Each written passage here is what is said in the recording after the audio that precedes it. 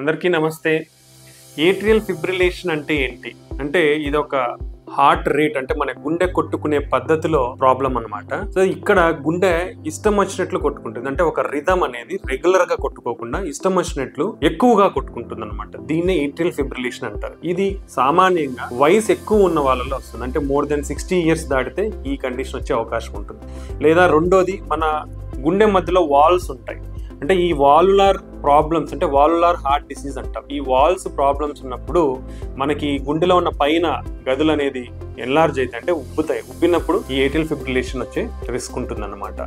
So ఈ most common గా. మరి దీనివల్ల ఏంటి నష్టాలు అంటే ముఖ్యంగా 2 నష్టాలు ఉంటాయి. ఒకటి, ఈ హార్ట్ రేట్ అనేది ఎక్కువ అవ్వడం వల్ల మనకి హార్ట్ ఫెయిల్ అయ్యే ఛాన్స్ ఉంటుంది. సో దీన్ని హార్ట్ ఫెయిల్యూర్ డెవలప్ అయ్యే ఛాన్స్ ఉండొచ్చు.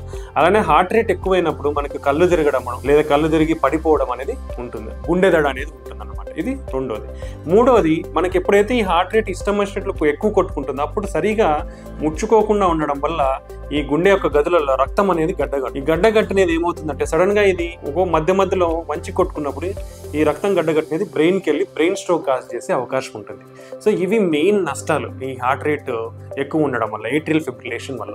మరి దీనికి ఏంటి మా సొల్యూషన్ ఏంటి, ట్రీట్మెంట్ ఏంటంటే ఫస్ట్ హార్ట్ రేట్ని రెగ్యులరైజ్ ఆర్ హార్ట్ రేట్ తక్కువ కొట్టుకునేటట్లు చేసుకోవాలి. అది చేసుకోవాలంటే డ్రగ్స్, మెడిసిన్స్ అనేది వాడాలి కంపల్సరీగా.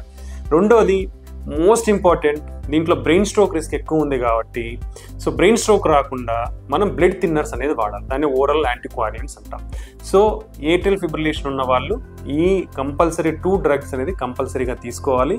సో పర్టికులర్లీ ఇది ఏజ్ ఎక్కువ ఉన్న వాళ్ళలో లేదా అండర్లైయింగ్ హార్ట్ వాల్స్ ప్రాబ్లమ్స్ ఉన్న వాళ్ళలో వచ్చే అవకాశం ఉంటుంది. కాబట్టి సో ఎవరికన్నా గుండె దడ కానీ కళ్ళు తిరగడం కానీ ఉంటే వాళ్ళు కంపల్సరీగా ఈ కండిషన్ కోసం ఎవాల్యుయేట్ చేసుకొని దానికి తగిన జాగ్రత్తలు అనేది తీసుకోవాల్సిన అవసరం. Thank you.